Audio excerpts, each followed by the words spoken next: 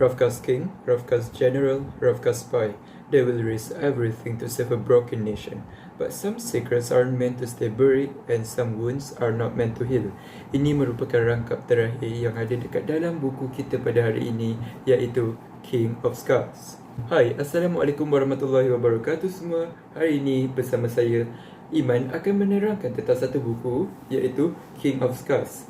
Dalam retensi kali ini, saya akan melakukan sedikit penerangan, iaitu maklumat-maklumat asas tentang buku ni, plot ringkas yang ada tentang buku ini. Akhir sekali, apa yang saya akan buat ialah menerangkan, memberikan sedikit maklumat tambahan. Pertama sekali, apakah buku ini dan apakah tentangnya?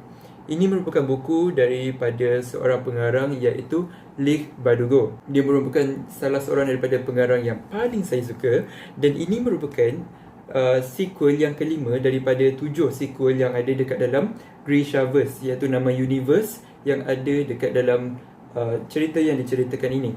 Penerbit kepada buku ini merupakan Hodder and Stoughton.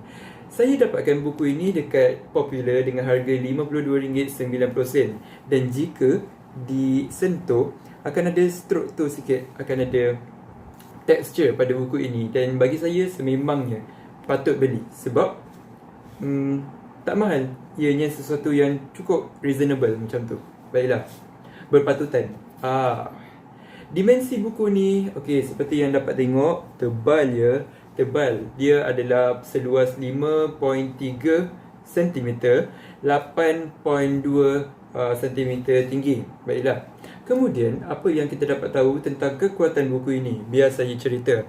Apa yang bagusnya tentang buku ni, selain daripada cover yang cantik, dalamnya juga cukup tersusun dari segi karakter. Ada namanya character development, iaitu pembinaan karakter sendiri.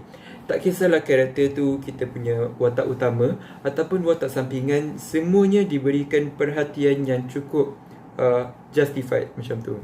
Kemudian apa yang kita dapat tahu ialah gaya bahasa yang digunakan cukup unik. Maknanya sememangnya gaya bahasa yang bukannya kita nampak dekat tempat lain. Leigh Bardugo merupakan seorang penulis yang cukup asli dalam penulisannya.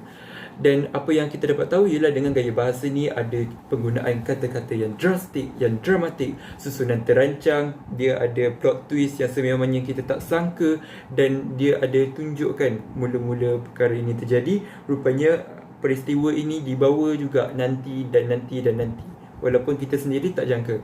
Apa yang kita tahu juga pasal dunia ni, dunia yang cukup terancang dan cukup besar dan cukup terperinci, menarik, semua tu dimasukkan dalam ke-7 buku yang ada dalam penulisan Leigh Bardugo ini. Sebab itulah dia merupakan salah seorang daripada penulis kegemaran saya. Namun begitu, dalam setiap kelebihan ada juga kelemahan, iaitu bagi saya, walaupun dengan gempaknya penceritaan dalam buku ini, sedikit, sesetengah perkataan boleh jadi agak berbelit-belit, iaitu penggunaan perkataan ni untuk pemula pembaca sememangnya susah untuk mereka baca. Jadi untuk kamu yang baru mula nak membaca bahasa Inggeris bukunya, saya tidak akan cadangkan kalian mulakan dengan ini.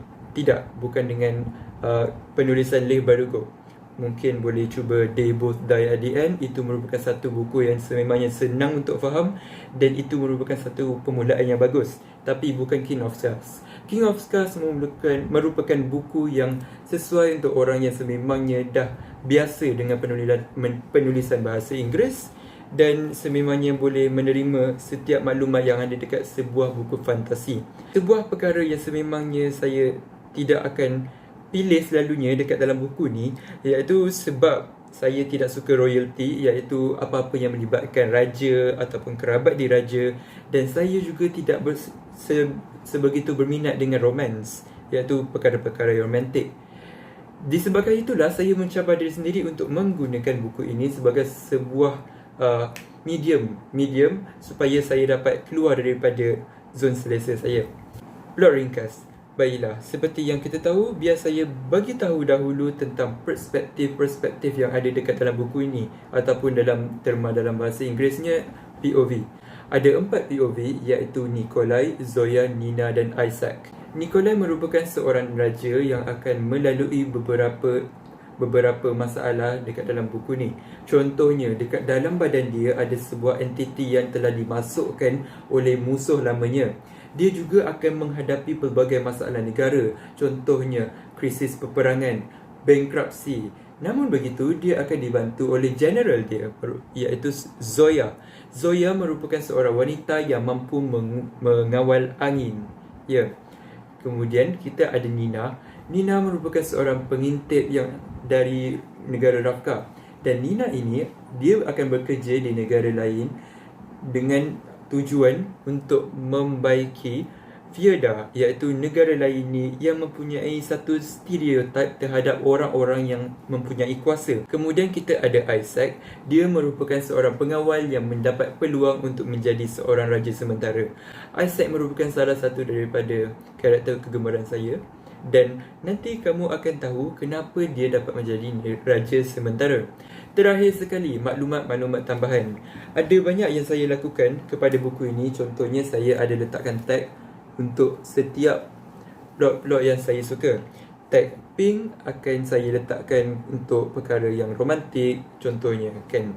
Untuk tag orange pula untuk perkara yang saya ingin ingat. Untuk rating, saya akan memberikan buku ini 10/10 sebab saya sememangnya suka buku ni. Saya suka inspirasi dan motivasi yang saya dapat daripada membaca buku ini. Terakhir sekali, buku ini sesuai untuk siapa? Seperti yang saya cakap tadi, buku ini sesuai untuk orang yang sememangnya suka fantasi, yang suka buku-buku tentang kerabat diraja, sebab perjalanan dalam cerita ni cukup mantap. Dengan itu, habislah sudah penerangan saya. Terima kasih semua. Assalamualaikum warahmatullahi wabarakatuh.